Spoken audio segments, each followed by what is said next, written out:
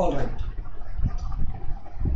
सो दोस्तों अपने लोग कर रहे हैं आज डिस्कस माइक्रो इकोनॉमिक्स के डिमांड वाले पार्ट का एमसीक्यू डिस्कस, ठीक है ना। How do we proceed sir? अपने लोग एक एक क्वेश्चंस करेंगे और एक बात का अश्योरेंस दे दें आप लोगों को, अगर आप लोग जो भी सेशन हो रहा है इकोनॉमिक्स का जहां पर अपने फोकस कर रहे हैं एमसीक्यू पर, अगर आप लोग खाली वो सेशंस को ठीक से सुन लो, अटेंड कर लो, इनफ है। क्या ये सब स्टडी मटेरियल में इनकॉर्पोरेटेड है? डेफिनेटली यस, हमारे ऐप में भी ये अवेलेबल है, ठीक है। तो guys with this let's start our discussion for the day. Discussion topic demand MCQ. बोलना स्टार्ट करें सर। मैं बोला ध्यान से सुनिए, मैं बोला अब आप लोग ध्यान से सुनिएगा। क्वेश्चन नंबर 1, ठीक है।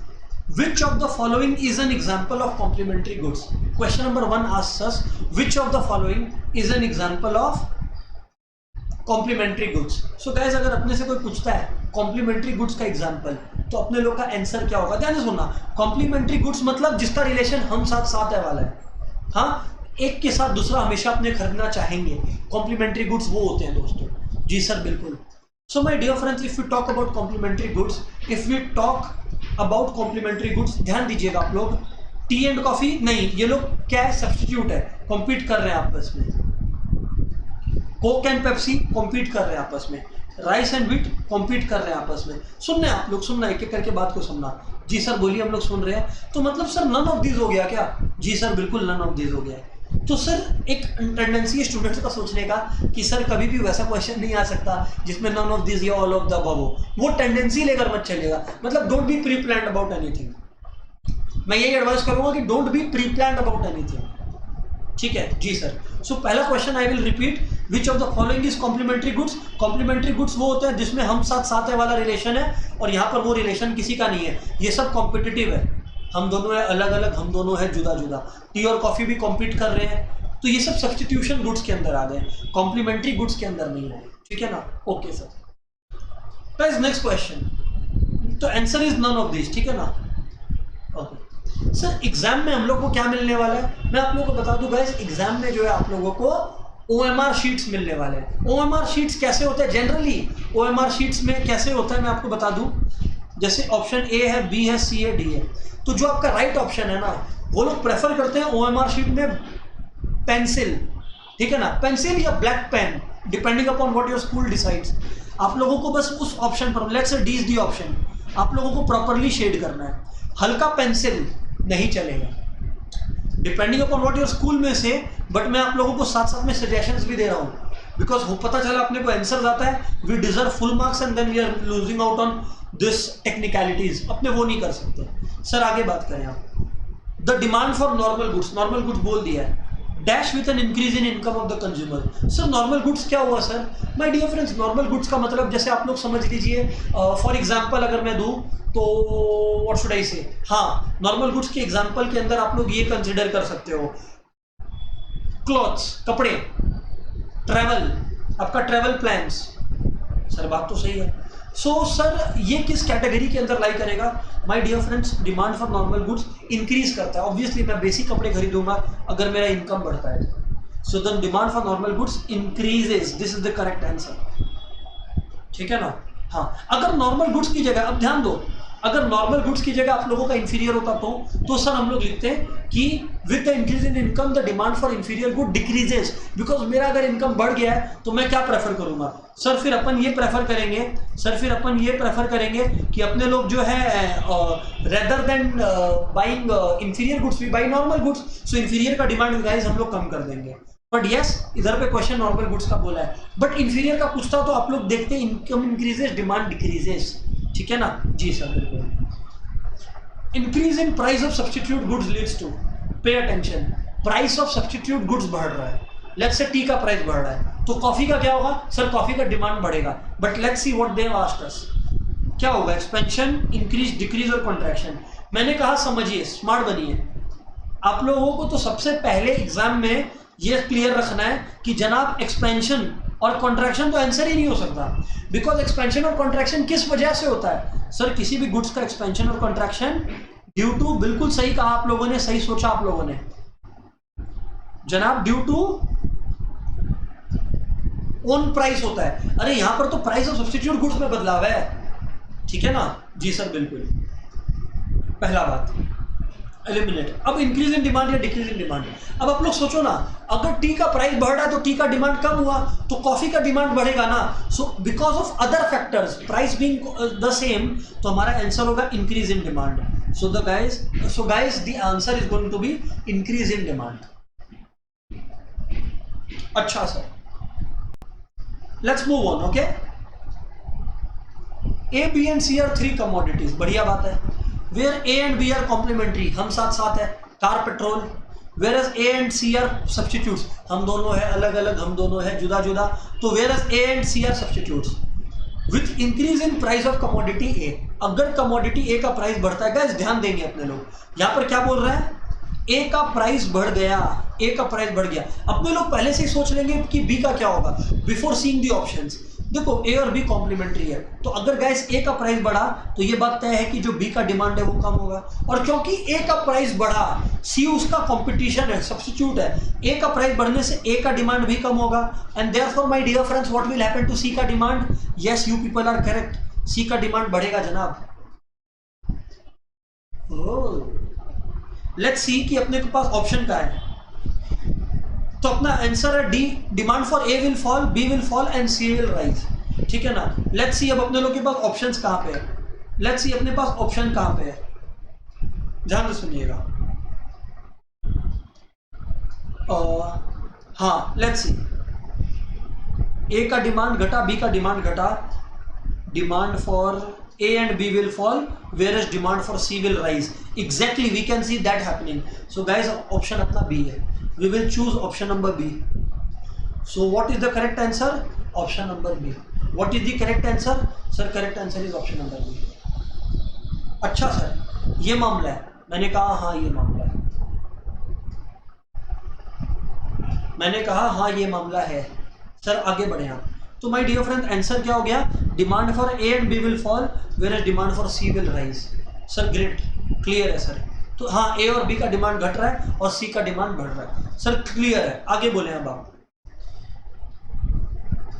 When two or more goods are demanded simultaneously, एक साथ, इट इज नोन एज, अभी तक तो यही कर रहे थे, टाइप्स ऑफ डिमांड का discussion. Demand for complementary goods क्या होता है गाइस? ज्वाइंट डिमांड होता है। The correct answer is joint demand.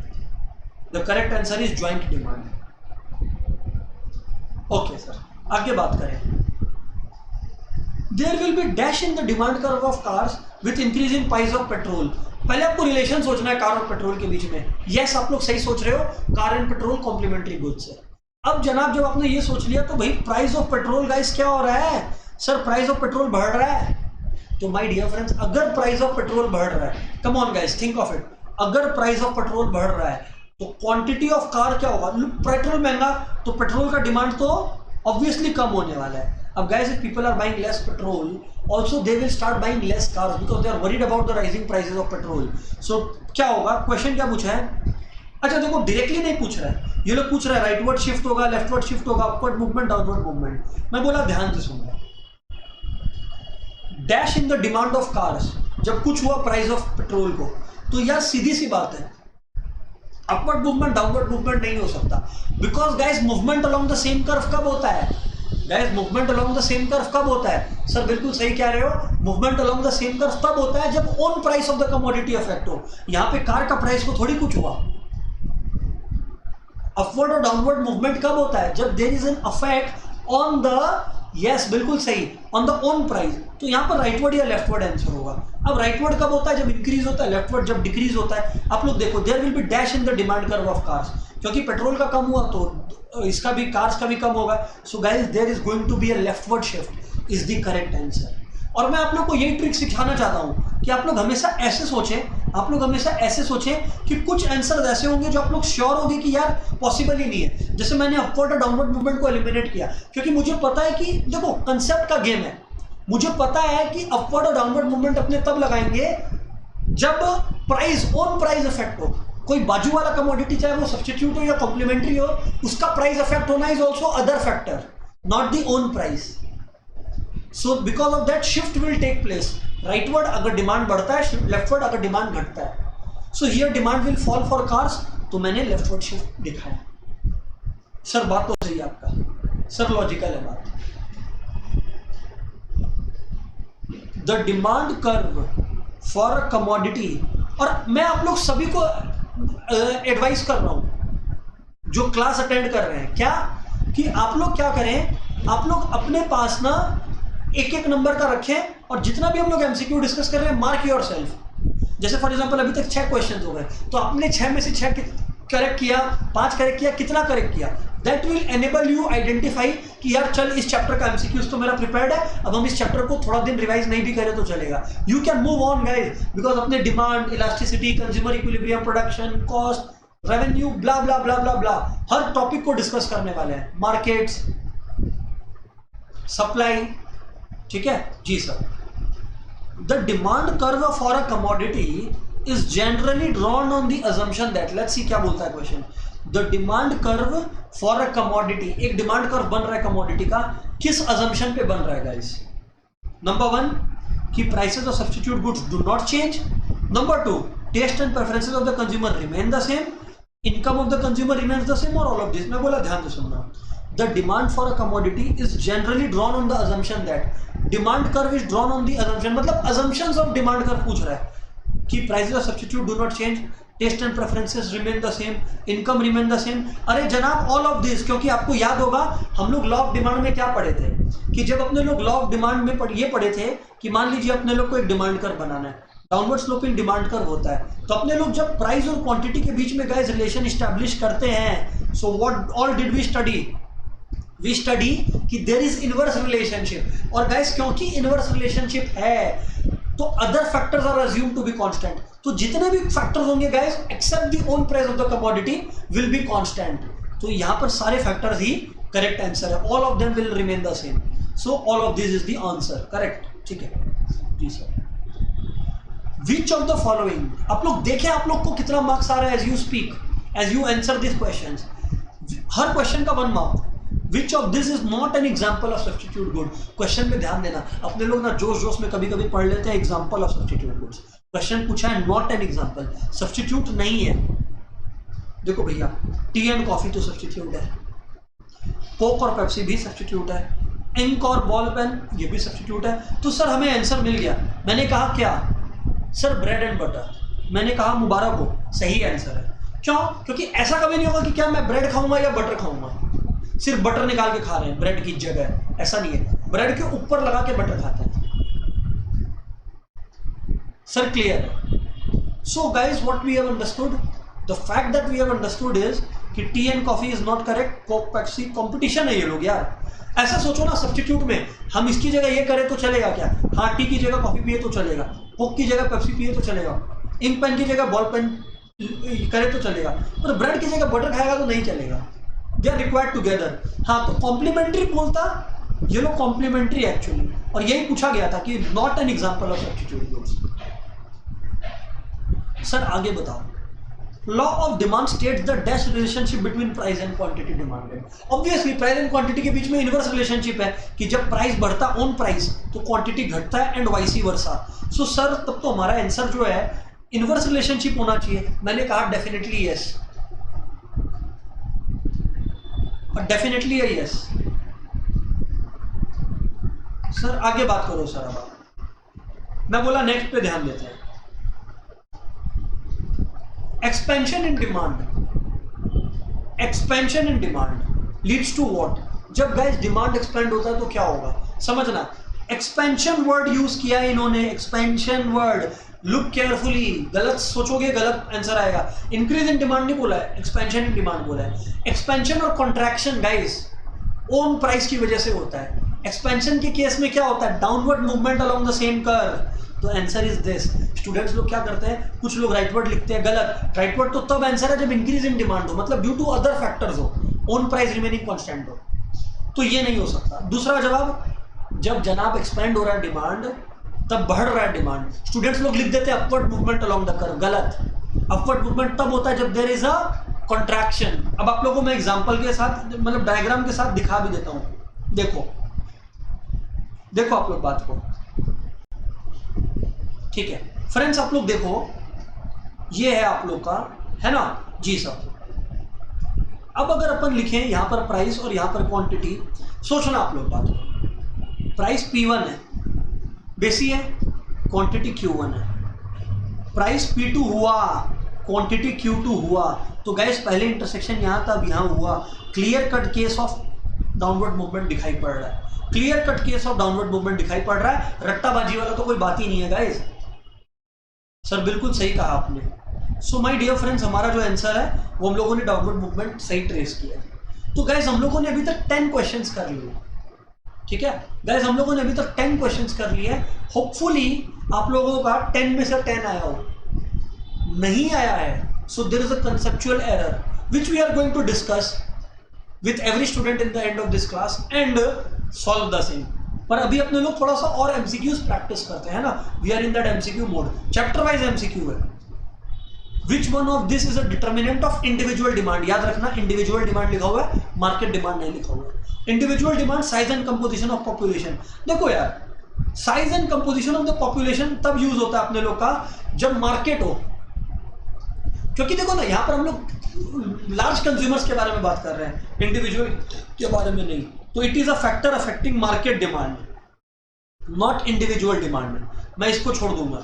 Season and weather, guys season and weather से तो मार्केट का डिमांड चेंज हो सकता है। ऐसा थोड़ी होगा कि फॉर एग्जांपल है ना, फॉर एग्जांपल समर आ गया और आप लोग रेनकोट पहन के घूम रहे हो, अरे कोई मिल गया कि जादू थोड़ी हो, धूप धूप चल रहा होगे, ऐसा तो नहीं है।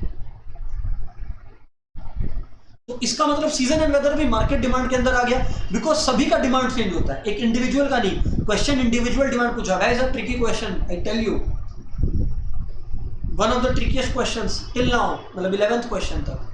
डिस्ट्रीब्यूशन ऑफ इनकम, यार ये तो सबके केस में है कि किसी का भी इनकम बढ़ेगा तो डिमांड बढ़ेगा, इनकम घटेगा तो डिमांड घटेगा। So how come you are talking about only one factor? तो मतलब सर नन ऑफ दीज हो गया क्या? हाँ, बिकॉज ये जितने भी फैक्टर्स हैं ये सारे मार्केट डिमांड को इन्फ्लुएंस करने वाले फैक्टर्स हैं, इंडिविजुअल को नहीं। हाँ, डिस्ट्रीब्यूशन ऑफ इनकम की जगह इनकम ऑफ इंडिविजुअल कंज्यूमर बोला होता, I would have told that it is an individual demand, it is a case of individual demand. जी सर बिल्कुल सर, जी सर बिल्कुल। आगे बात करें सर अपन। Next question very interesting one, let's find out from the given demand schedule determine the effect on demand curve. Demand curve पे क्या होगा? देखो चार चीजें हो सकती है, expansion, contraction, increase, decrease. Let's say what they have tried to tell us. अच्छा प्राइस है, मतलब गाइस देखो जैसे ही मैंने प्राइस देखा ना, मैंने दो ऑप्शंस काट दिए। मैंने कहा भाई तुम तो ठहरे परदेसी, साथ क्या निभाओगे, हटा दिए इसको, क्योंकि इन दोनों में से गाइस आंसर हो सकता है। अब फ्रेंड्स हम लोग देखते हैं कि करेक्ट आंसर क्या है। From the given demand schedule determine the effect of demand curve. Price 20 था, 20 ही है, डिमांड 100 था, अब डिमांड 70 है। मतलब गाइस ध्यान से देखो, इसको काटने से नहीं चलेगा, समझ में आ गया? तुम तो ठहरे परदेसी बोलने से नहीं चलेगा। सर ऐसा क्यों सर? मैंने कहा देखो इसका रीजन है, अब यही होता है जनरली, अपने लोग ये काट दिए, पर इन रियलिटी ये काटने से नहीं चलेगा। क्यों गाइस? क्योंकि समझना प्राइस चेंज नहीं हो रहा है, कांस्टेंट है, मतलब डिमांड घट रहा है, डिमांड घट रहा है, मतलब there is some other factor, और जब भी कोई अदर फैक्टर हो तब इंक्रीज या डिक्रीज, ठीक है।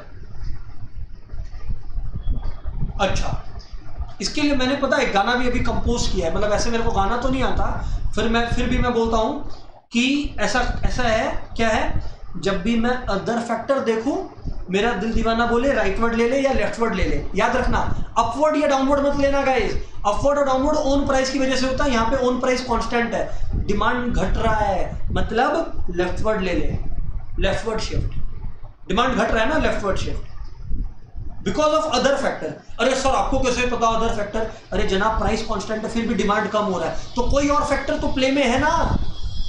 सर बात तो सही बोलते हैं आप। ओके आगे बोलो सर। एक्सपेंशन इन डिमांड मतलब ओन प्राइस की वजह से होता है, और ओन प्राइस का क्या?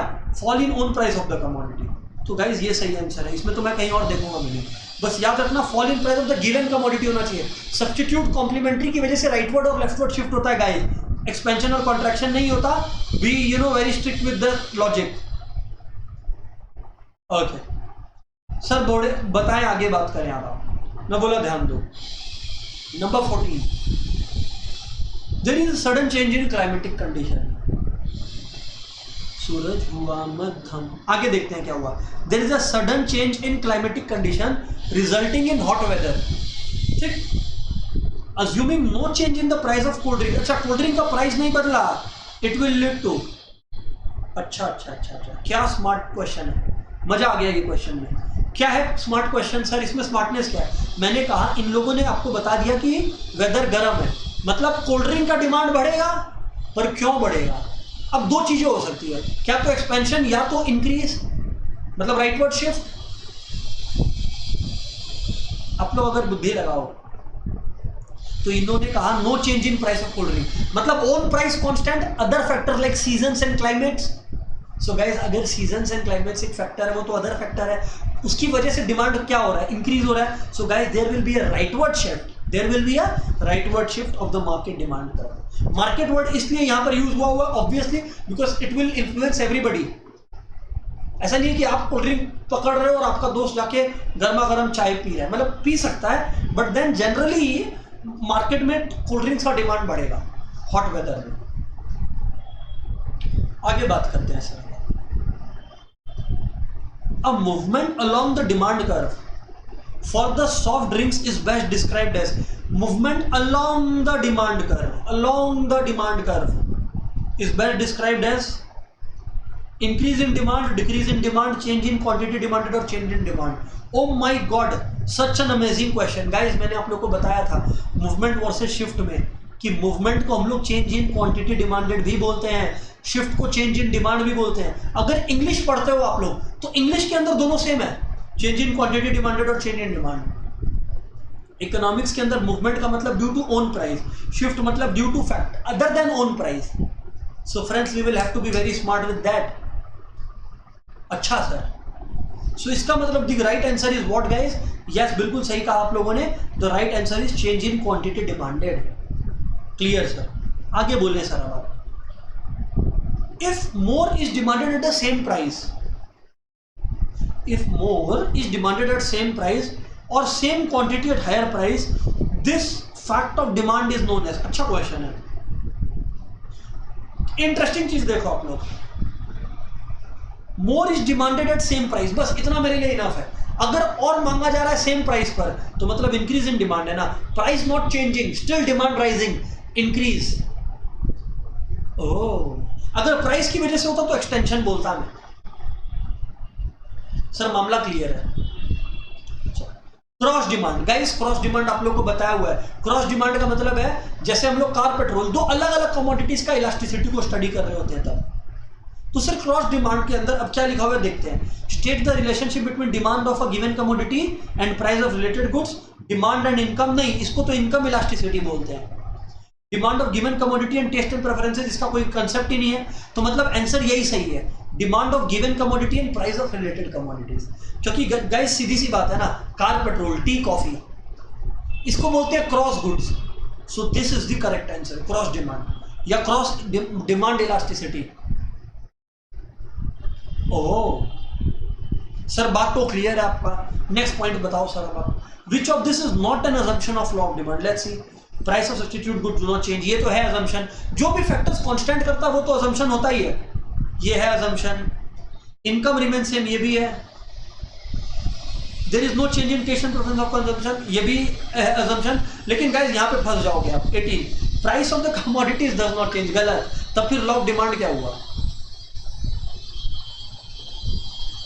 तो फिर लॉ ऑफ डिमांड क्या हुआ सर? तो इसका मतलब क्या है गाइस? इसका मतलब लॉ ऑफ डिमांड क्या हुआ? आप लोग समझना बात को। अगर आप लोग समझ रहे हो और सुन रहे हो मेरी बात को, तो इसका मतलब हमारा क्या हो गया? ये वाला राइट आंसर है। अरे क्योंकि लॉ ऑफ डिमांड बोलता है when price rises quantity falls and when price falls quantity rises. तो सीधी सी बात है यार, प्राइस में तो एटलीस्ट बदलाव करोगे यार। बात तो सही बोलते हो सर, ये तो आपने क्लास में बता रखा है, प्राइस में तो कम से कम बदलाव होगा ना सर। बिल्कुल ठीक, आगे बढ़े सर। Moving on guys, if change in price of good A affects the demand for good B. सुनो सुनो सुनो सुनो सुनो, if change in price of good A affects the demand for good B, then A is the substitute of B, A is the complement of B, both A and B, either A और B. अच्छा question, very good question. Maximum लोग गलती करेंगे इसको। मतलब अभी तक का मैंने कहा था 11 नंबर, अब ये 19 number one of the toughest question है एक स्टूडेंट के लिए जो ध्यान नहीं दे रहा है। समझो आप लोग बात को, अगर गुड ए का प्राइस बदलने से गुड बी का डिमांड अफेक्ट हो रहा है, मतलब दोनों रिलेटेड गुड्स है, ये तो एस्टैब्लिश्ड है। अरे पर रिलेटेड गुड्स तो यार कॉम्प्लीमेंट्री भी हो सकते हैं गाइस, और सब्स्टिट्यूट भी हो सकते हैं। तो सर अब आपका क्या है, सब्स्टिट्यूट बोलना भी गलत है। देखो अगर डायरेक्शन लिखा हुआ रहता कि अगर मान लो कि प्राइस ए का बढ़ रहा है तो डिमांड बी का बढ़ रहा है, तो आप लोग बोल सकते थे कि सब्स्टिट्यूट है, पर यहां पर तो खाली चेंज वर्ड लिखा हुआ है, तो सब्स्टिट्यूट भी हो सकता है, कॉम्प्लीमेंट्री भी हो सकता है। अब स्टूडेंट लोग सी और डी में कंफ्यूज। देखो बोथ ए एंड बी कैसे हो सकता है, एक ही कमोडिटी दूसरे कमोडिटी का सब्स्टिट्यूट और कॉम्प्लीमेंट्री दोनों हो सकता है क्या? Definitely not.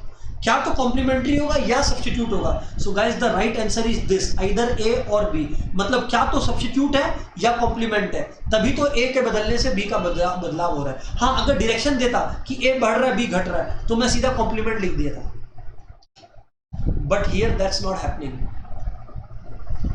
सर बात तो क्लियर है। So guys we are in the 20th question now. Focus करें आप लोग बात पर। हाँ सर बताइए, हम लोग सुन रहे हैं। इन अ टिपिकल डिमांड शेड्यूल, एक टिपिकल डिमांड शेड्यूल के अंदर, शेड्यूल बोले तो टेबल, डिमांड का टेबल, ठीक है। तो quantity demanded varies directly with price, varies inversely with price, independent और प्रोपोर्शनेट। यार बताओ इस लेवल पर ये वाला क्वेश्चन अच्छा लगता है क्या? ऑब्वियसली प्राइस और क्वांटिटी डिमांडेड का इनवर्स रिलेशनशिप है, तो सी इज द आंसर। पहले वाले में डी था वो मैंने बता ही दिया, ठीक है चलो नेक्स्ट। गाइस मार्केट डिमांड, देखो इंडिविजुअल और मार्केट में स्मार्ट रहना। मार्केट डिमांड कोई चीज तब होगा जब पूरा मार्केट को अफेक्ट करे वो। देखो which of the following is a demand determinant of market demand? Income of consumers, seasons and weather, price of related goods, all of the above. यार what does common sense tell us? All of the above. क्यों sir? देखो consumers लिखा हुआ है, consumers तो economy में जितने consumer है सबका ही डिमांड इन्फ्लुएंस होगा, आपका थोड़ी ना खास स्पेशल डिमांड है। सर बात तो आप एकदम ठीक कहते हो, मजेदार बात करते हो आप। Season and weather same. अगर मान लीजिए एक स्टूडेंट है रोशन, वो आइसक्रीम खाने निकलेगा गर्मी में, तो यश, उदय, बाकी सारे फ्रेंड्स क्या करेंगे? वो लोग भी ऐसा ही कुछ करेंगे। So that's why my dear friends पूरा मार्केट को अफेक्ट करता है। अच्छा तो अगर देखो दो फैक्टर है तो तीसरा भी है ही गाइस, कम ऑन।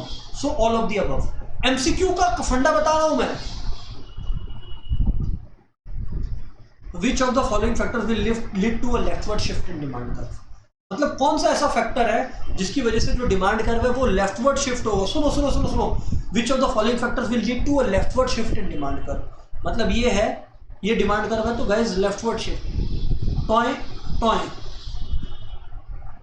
देखो लेफ्टवर्ड शिफ्ट से मुझे एक बात क्लियर है, एक्चुअली दो बातें क्लियर है। पहला कि डिमांड घट रहा है, दूसरा प्राइस कांस्टेंट है, some other factor is playing the game.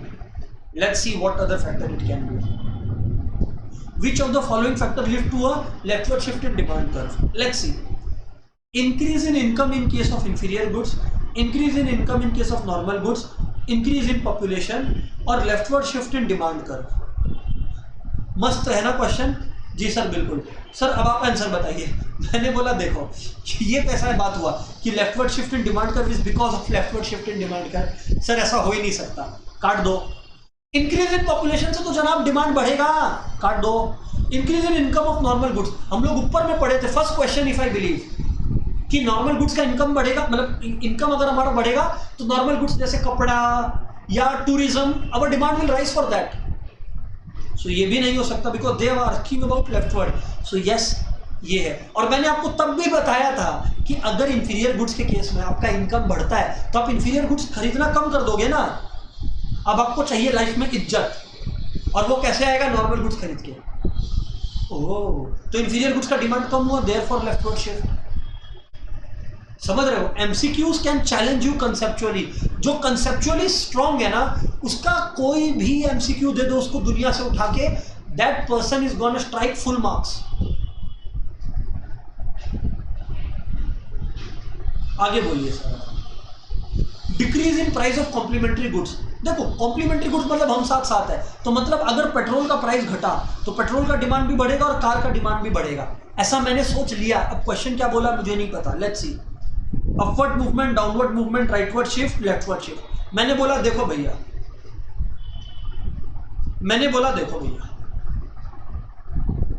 Decrease in price of complementary goods, समझना बात को।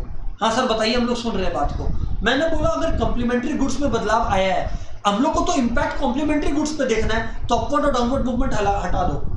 अगर हमसे ये पूछा होता कि एक कमोडिटी का प्राइस घटा है, अब उसी का डिमांड पे क्या इंपैक्ट पड़ेगा, उसी कमोडिटी का डिमांड पे इंपैक्ट पड़ता, तो गाइस फिर मैं बात करता कि भाई उसका डिमांड बढ़ेगा सो डाउनवर्ड मूवमेंट होगा, तब मैं ये बात बोलता कि डिमांड बढ़ेगा एक्सटेंशन होगा। परंतु यहां पर तो कॉम्प्लीमेंट्री गुड्स का डिमांड पे इंपैक्ट पूछा है,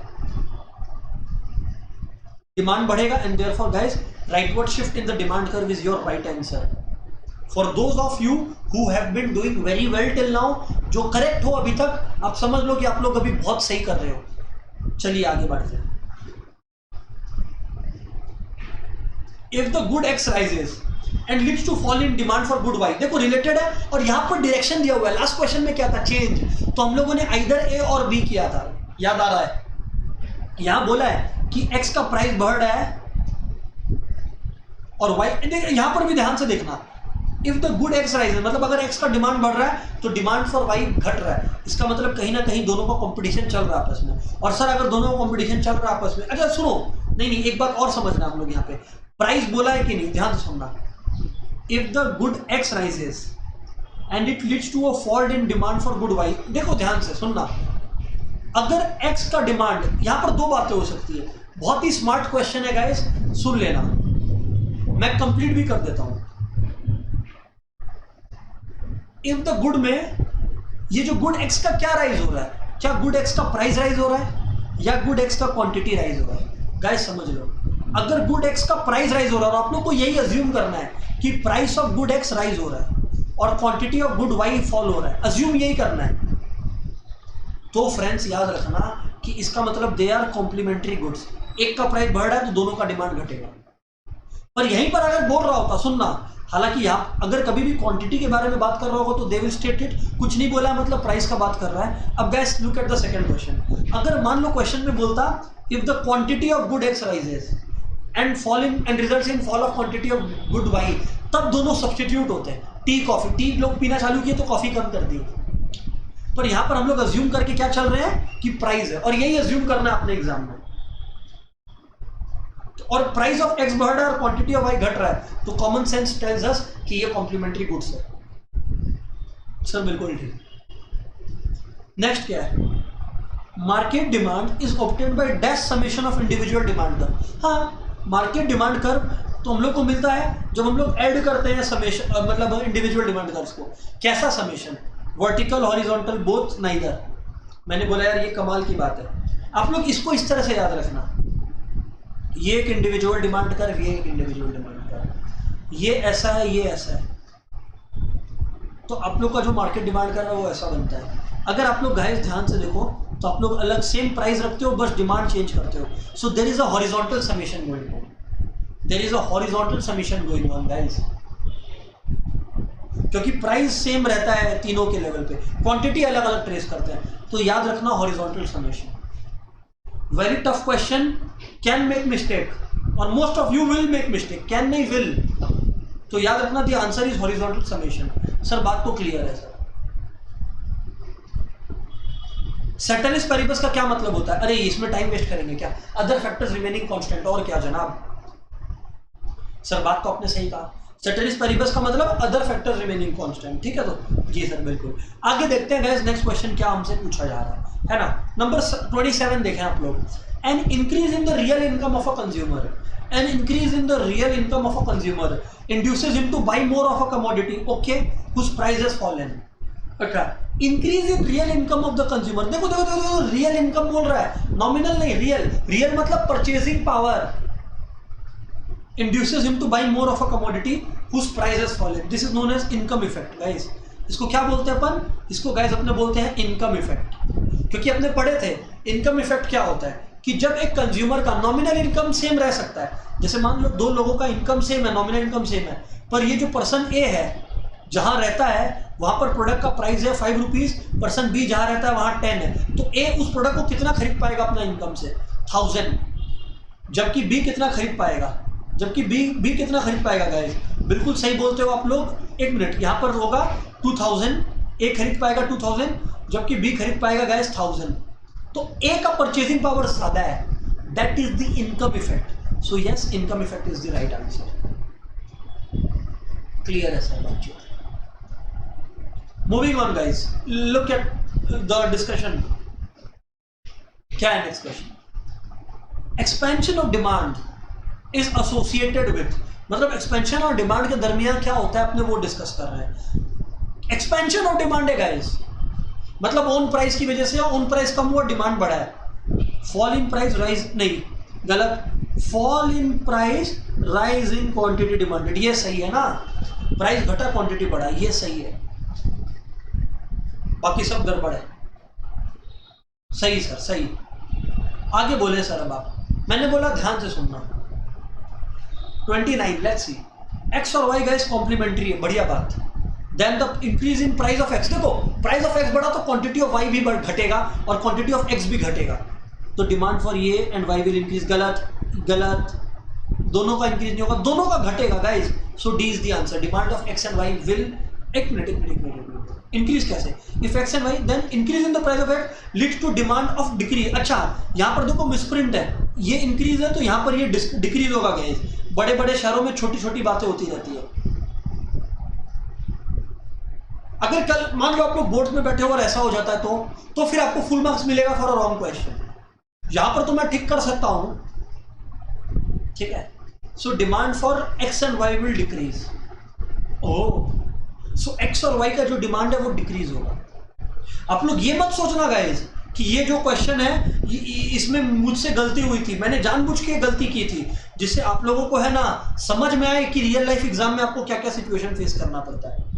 अच्छा चलो, मेरा फेंकना हो गया, अब अपने आगे बढ़ते हैं। सच में गलती हुआ था मेरे से, it will be decrease, okay. So demand of X and Y will decrease, okay. आगे बढ़ते हैं। नंबर 30, वेरी गुड क्वेश्चन, फंसाएगा आपको, मतलब ये इसमें फंसते हैं स्टूडेंट्स। क्वेश्चन बताओ सर अब, if tea and coffee are substitutes, मतलब कॉम्पीट कर रहे हैं आपस में, अब fall in the price of tea, मतलब टी और कॉफी क्या है? सब्स्टिट्यूट है, कॉम्पिटिशन है एक दूसरे का, एक दूसरे से झगड़ा कर रहे हैं। अब क्या होगा? लेट्स सी गाइस, अब क्या होगा गाइस? Let's see.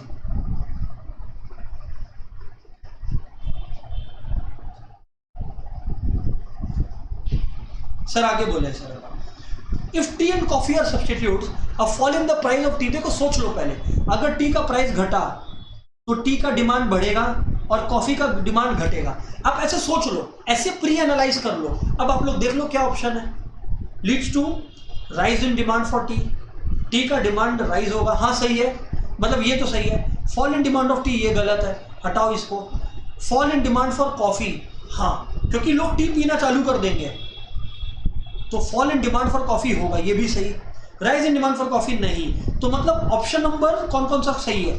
1 सही है और 3 सही है। तो गाइज आप लोग को नीचे देखना होगा कौन सा सही है, ए बी सी डी, और हमारा आंसर है 1 और 3 सही है। तो गाइज क्योंकि आपका आंसर है 1 और 3 सही है, तो B is the correct answer, both 1 and 3, both 1 and 3। Oh